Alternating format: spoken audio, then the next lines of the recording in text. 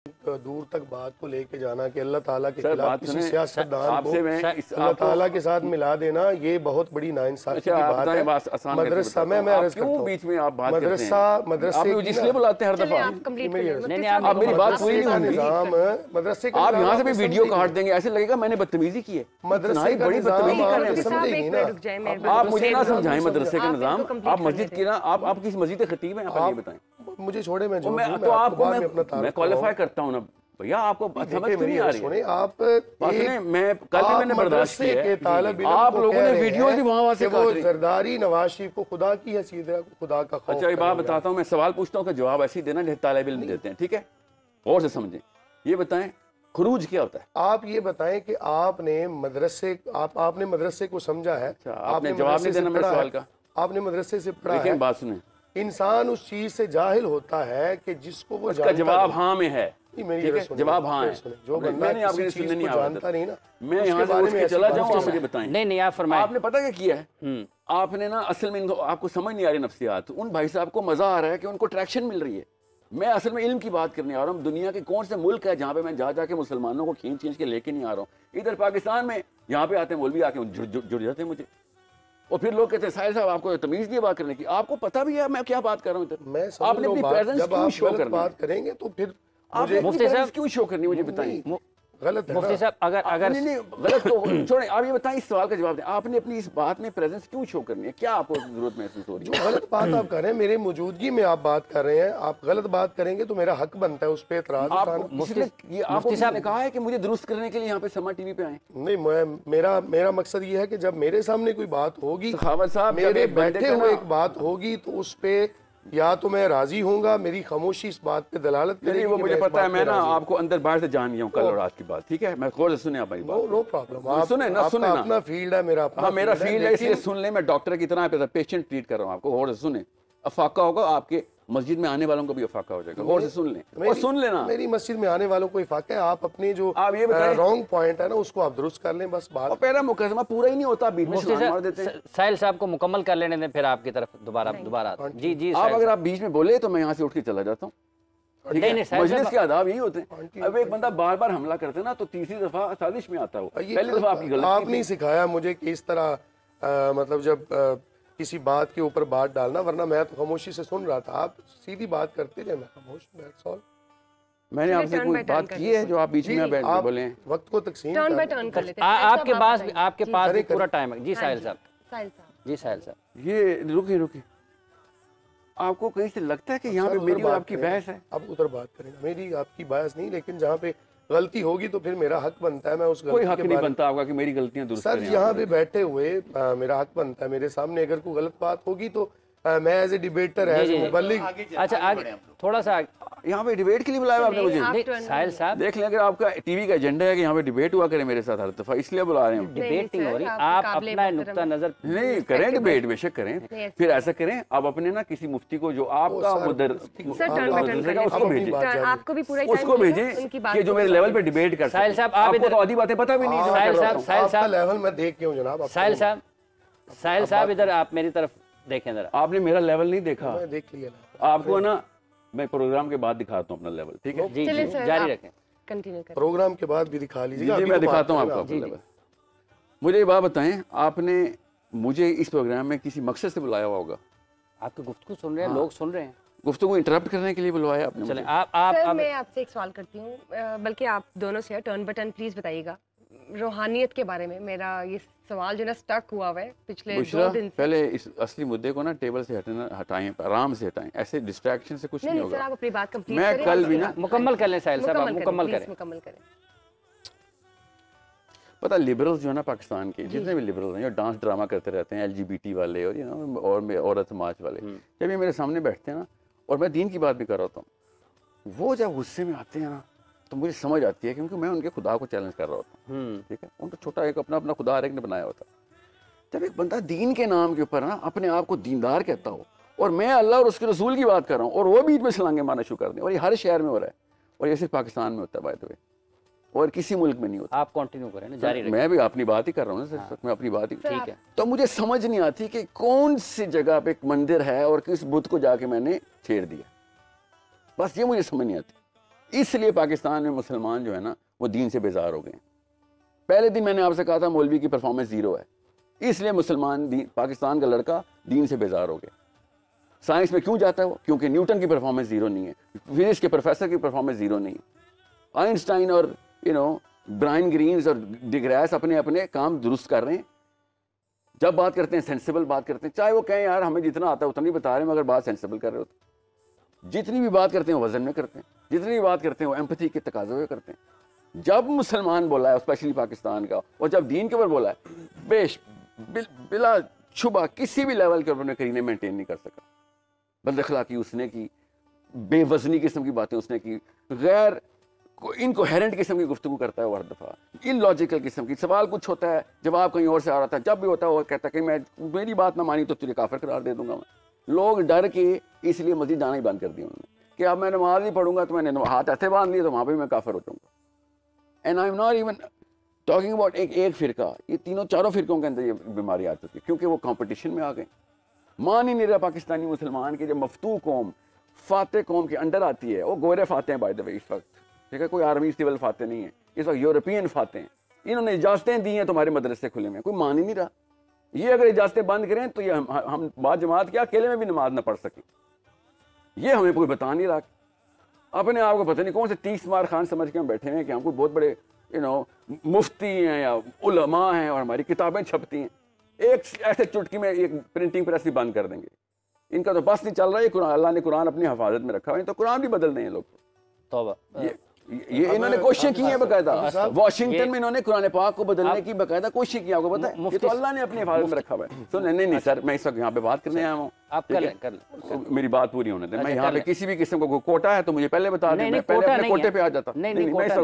कल के असरात मेरे पे अभी भी हैं। मैं आज तुम्हें बताया, मैं माजरत करने आया था कि मैंने छोटे से बच्चे को रगड़ दिया, मैं माजरत करने आया था। आप जारी रखें ना, वो भी काबिल इज्जत है, काबिल जी। नहीं मैं उम्र की बात कर रहा हूँ, उम्र में छोटे हैं मेरे से, उनको बड़ों से बात करनी नहीं समझ आई। अब इमरान खान को या नवाज शरीफ को, जरदारी साहब को, फजलुर रहमान साहब को भी, जिसको भी गिन लें, इस वक्त ना बड़े सिस्टम के अंदर एक खास जगह पे कैद कर दिए गए। अभी मैं जेल की बात नहीं कर रहा हूँ, मैं सिस्टम की बात कर रहा हूँ। वो सिस्टम कहाँ से चलता है हमें पता है। यू थिंक हमें नहीं पता? आपको भी पता है, मुझे भी पता है कि कौन सी जगह के ऊपर ताले खोलेंगे तो हमें भी आज़ादी आएगी, हमें भी अपनी मर्जी से अपने बंदे अपनी मर्जी से चुन लेंगे। पूरी अवाम पाकिस्तान की इमरान खान के साथ है। कोई बच्चा तो नहीं है इधर, मगर नहीं जीत सकता इमरान खान, क्योंकि इजाज़त कहीं और से मना हुई थी। बिल्कुल इसी तरीके से अब आपको पता चलता है, जब सियासी लेवल के ऊपर हमें इजाज़त नहीं है तो आप समझ रहे हैं मदरसों को जब उन्होंने अलाउ किया है, जो कि असल में कुरान पाक को प्रोजेक्ट करने की असल में इंस्टीट्यूट है। कुरान पाक के अलावा तो कोई और चिड़ी नहीं है गोरे को हमसे, असल में उसको चिड़ी इस्लाम है हमसे, उसको वो सही इस बात क्या कि इस्लाम का नाम ले रहा है, क्योंकि कुरान पाक वाकई वाइदुल्लाहुम मस्ततातुम फर्ज करता है, कुतिबा अलैकुमुल किताल फर्ज करता है, मगर मस्जिदी आयतें सुना नहीं सकती। क्यों सुनाएगी तो पता चलेगा हम तो खरूज का वो कर रहे हैं। नहीं रुक जाए, इस वक्त कॉल से ज़्यादा ज़रूरी बात कर रहा हूँ इस वक्त, टेम्पो ना तोड़ें इस वक्त, ये कौम की ज़हन साजी यहाँ पे करनी ज़रूरी है। अगर खान साहब अपनी मर्जी से वज़ीर आज़म रह नहीं सकते, यार पावर में से निकले, नवाज शरीफ साहब अपनी मर्जी से वज़ीर आज़म ठहर नहीं सकते, तो फिर ये सिस्टम कोई और चला रहा है ना। तो बिल्कुल इसी तरीके से आप क्या समझ रहे हैं, मुफ्ती साहब अपनी मर्जी से मुफ्ती हैं? बिल्कुल भी नहीं, पढ़ के बने हैं। हाँ पढ़ते तो वो भी सियासत पढ़ के सियासत में आए थे। खान साहब भी वाहिद पढ़ा लिखा सियासतदान आया था इनका, वो पढ़ने लिखने से कुछ नहीं होता। आप देखें पॉलिटिकल बाउंड्रीज किधर सेट होती हैं। पाकिस्तान का पार्लियामेंट इतना पॉलिटिकल पोटेंशियल नहीं रखता जितना पाकिस्तान का मदरसा रखता है। लाखों करोड़ों लोग मदरसे से अटैच्ड हैं, किसी भी फिरके को उठा के देख लें। एक कॉल देने की बारी थी, बिल पास हो सकता था, तो इन्हें साहबा का बिल पास किसने कराया था? पार्लियामेंटेरियंस ने? जी नहीं, मदरसे ने पास करवाया था। LGBT के खिलाफ बिल किसने पास कराया था? पार्लियामेंटेरियंस ने? बिल्कुल भी नहीं, मदरसों ने पास करवाया था। जब पावर इस्तेमाल करनी होती है ना, पीछे से जो भी इजाजत मिलती है पावर इस्तेमाल हो जाती है। मगर जब मैंने कहा फ़लस्तीन के लिए बिल पास कराओ, आर्मी भेजो उधर, मदरसों ने कहा नहीं ये तो खरूज में आ जाएगी बात। पता किसे खरूज कहते हैं? हुकूमत के खिलाफ जानने को। ये खिलाफ वाली बात किसे पता किसे कहते हैं? जब दो बराबर की पार्टीज या एक ऐसी फॉर्मिडेबल फोर्स हो जो कि वाकई में टॉपल कर सकती हो सिस्टम को, उसको कहते हैं खिलाफ हो गया जी मेरे। वरना मैं नवाज शरीफ के ना खिलाफ हूँ। मदरसा ऐसी फोर्स है जो सिर्फ एक फोर्स है पाकिस्तान में मदरसे की।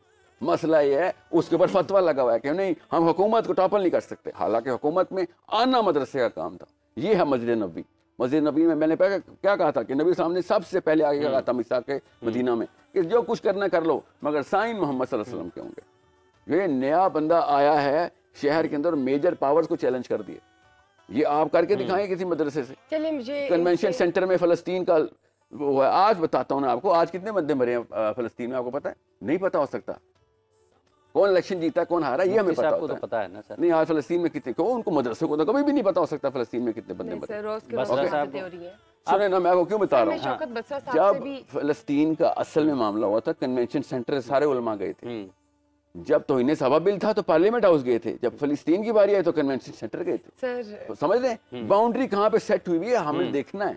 बसरा साहब का कमेंट लेने, सियासी क़यादत भी है ना, अगर वो अगर इमरान साहब, हाफिज साहब जी, जहाँ तक बात है ना मदरसे की, रसूलुल्लाह सल्लल्लाहु अलैहि वसल्लम के मुबारक ज़माने से एक मदरसे का तस्वुर मिलता है। ज़मीन पे बैठ के पढ़ने का तस्वुर, पढ़ाने का तस्वुर, युअल्लिमुहुमुल किताब वल हिकमत व युज़क्कीहिम, वो तस्वुर, वहाँ से सनद का तस्वुर चलता है। और वहाँ से लेकर आज एक बात जो एक गुजारिश सुन लें, गुजारिश सिर्फ एक कमेंट इनसे लेना चाहता हूं सर। एक मेरी अर्ज सुन लें। जो इतराज़ात है ना, शायद उनके जहन में कोई होगा कि मदरसा को पता नहीं कोई बाहर की कोई ताकतें चला रही हैं। ये सवाल यही है, यही सवाल है ना, तो मैं उसको क्लियर करना चाहता हूँ। सवाल यही है। देखिए मैं चूँकि बचपन से लेकर तो अब तक मदरसे का तालिब इल्म रहा हूँ और स्कूल भी पढ़ा हूँ अल्हम्दुलिल्लाह, साइंस भी पढ़ा हूँ और ये सारी तालीम हासिल करने के बाद यहाँ तक पहुँचा हूँ। इसलिए कि इसमें ज़्यादा मेन किरदार मैं समझता हूँ मदरसे का है।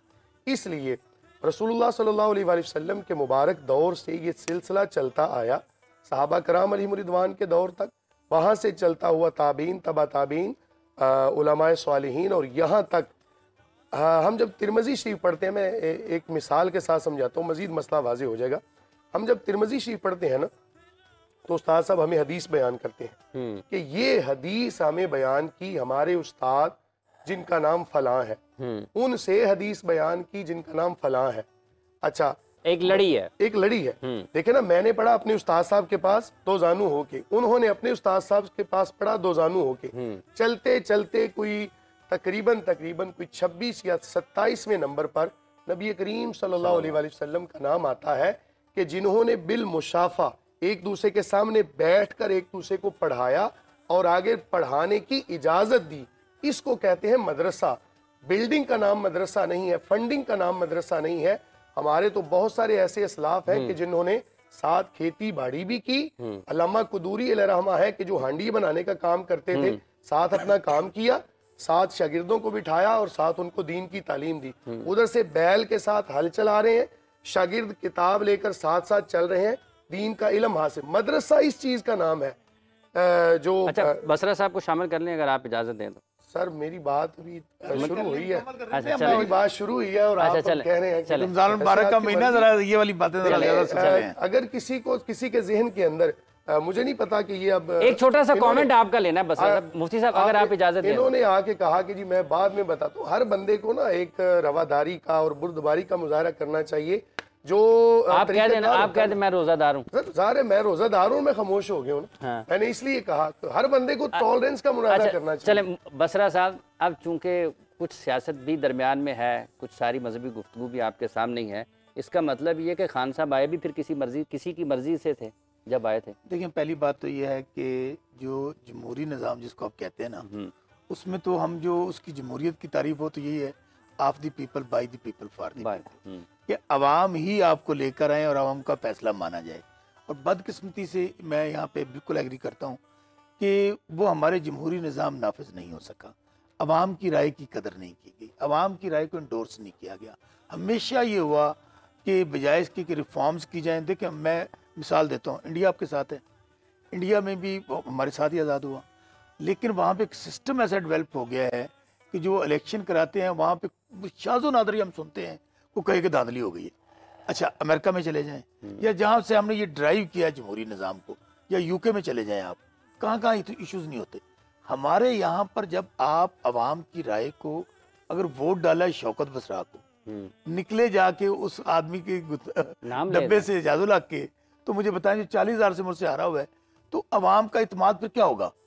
अवाम रियासत जो होती है ना वो माँ की तरह होती है, अगर अवाम का ट्रस्ट खत्म हो जाएगा इदारों पे, जमहूरियत पे, निज़ाम पे, फिर क्या होगा? तो हो सकता है वो समझ रहे हो कि मर्द हक वही हैं। नहीं, फिर होगा क्या? मर्द हक का अगर होते तो फैसला उनके हक में दे देते। फिर होगा क्या कि लोग अपने अपने अदालत में आप जाते हैं ना इंसाफ लेने के लिए, अगर आपको अदालत पे इत्माद नहीं रहेगा, इतबार नहीं रहेगा, क्यों आज लॉलेसनेस आपकी आवाम में ज्यादा हो रही है? क्यों लोगों ने अपनी अदालतें लगानी शुरू कर दी हैं? क्यों लोग वहां जाने की बजाय वहीं पे आप देख रहे हैं किसी को कोई मार रहा है, किसी को कोई काट रहा है, कहीं पे फायरिंग हो रही है?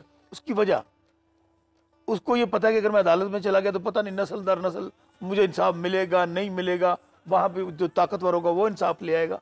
तो इसलिए हमें सबसे पहले रिफॉर्म्स करने की ज़रूरत है, अवाम का ट्रस्ट बढ़ाने की ज़रूरत है, खा वो आपकी जमहूरी पार्लियामेंट हो, खा आपकी अदालत हो, खा आपका ब्यूरोक्रेसी का निज़ाम हो। बदकिस्मती से आज हम 76 साल हमें हो गए हैं, हमें आज़ाद हुए, अवाम का वो जो रिश्ता है, जो ट्रस्ट है, वो डेवलप नहीं कर। मजहबी कुव्वत के ज़ेर असर हैं सियासी जमातें। देखिए मजहबी कुव्वत हमारे बहुत सारी मजहबी जमातें हैं, उनका एक अपना सियासत करने का तरीकाकार है। देखिए अभी जमीयत उलमा इस्लाम में मौलाना फजल रहमान साहब की, उनके पास जो स्ट्रीट पावर है वो अपनी जगह, वो उनको समझते हैं कि जो वो कह रहे हैं, जो कर रहे हैं वो सही है। जमात इस्लामी तीसरी जमात है, इस तरह 4-5 जमातें हैं जो मजहबी जमातें जो पॉलिटिक्स कर रही हैं, तो उनका एक अपना तरीकाकार है, अपनी सोच है। मैं समझता हूँ कि यही तो जमहूरियत किसको कहते हैं आप। अगर वो समझते हैं कि मौलाना साहब जो हैं, मेरे नुक्ता नज़र में अवाम ये समझती है कि वो शौकत बसरा से बेहतर हैं। हाँ। अब मेरे हल्के में क्या हुआ है, मेरे हल्के में लब्बैक ने भी इलेक्शन लड़ा है, वो भी एक मजहबी जमात है, वहाँ पर जमात इस्लामी ने भी इलेक्शन लड़ा है। आपकी बात काट रही हूँ, एक कॉल ले लीजिए प्लीज।